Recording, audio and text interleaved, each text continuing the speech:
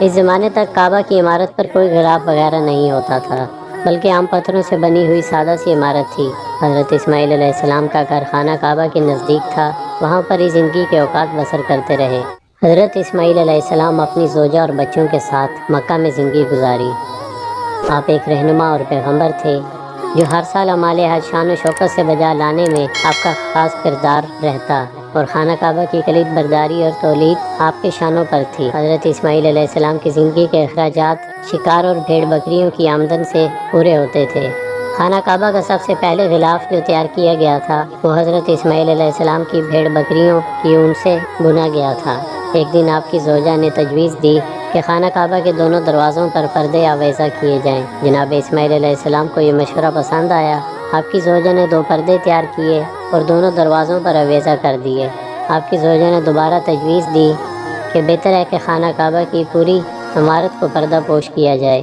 حضرت اسماعیل علیہ السلام نے یہ پیشنہاد بھی قبول کی۔ انہوں نے کپڑا تیار کیا اور خانہ کعبہ کے چاروں طرف پردے آویزہ کر دیے۔ اس وجہ سے اس دن سے لے کر آج تک یہ سنت ہے کہ ہر سال عید قربان کے روز خانہ کعبہ کے پردے تبدیل کیے جاتے ہیں۔ اب کئی سال گزر گئے، جناب اسماعیل علیہ السلام کو اپنے بابا حضرت ابراہیم علیہ السلام کی کوئی خبر نہ تھی۔ حضرت اسماعیل ایک مدت سے بابا کے نہ آنے کی وجہ سے پریشان تھے اور ہمیشہ ان کے انتظار میں رہتے۔ ایک دن حضرت جبرائیل علیہ السلام آپ کے پاس آئے اور انہیں مطلع کیا کہ ان کے پدر گرامی سرزمین فلسطین پر اس دنیا سے رحلت فرما چکے ہیں۔ اس ضمن میں حضرت جبرائیل علیہ السلام نے جناب اسماعیل علیہ السلام سے کہا آپ بھی اس دنیا سے چل بسیں گے۔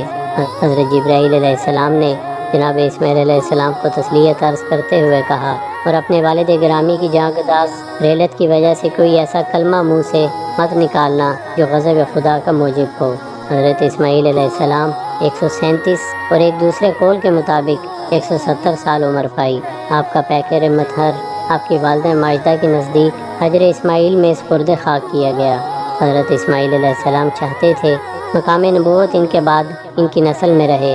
اللہ تعالیٰ نے ان کی دعا مستجاب فرمائی اور حضرت جبرائیل کے ذریعے انہیں یہ بشارت دی۔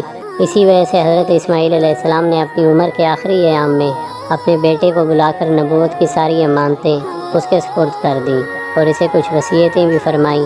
البتہ اس بات کی طرف توجہ رہے کہ حضرت اسحاق علیہ السلام جناب ابراہیم علیہ السلام سے پہلے دنیا سے رخصت ہو گئے تھے۔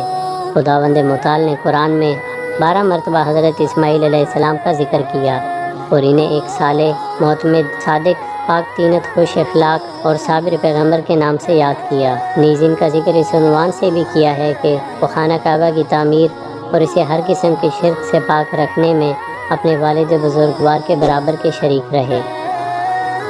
ویڈیو پسند آنے کی صورت میں چینل کو سبسکرائب کریں، ویڈیوز کو لائک اور شیئر لازمی کریں۔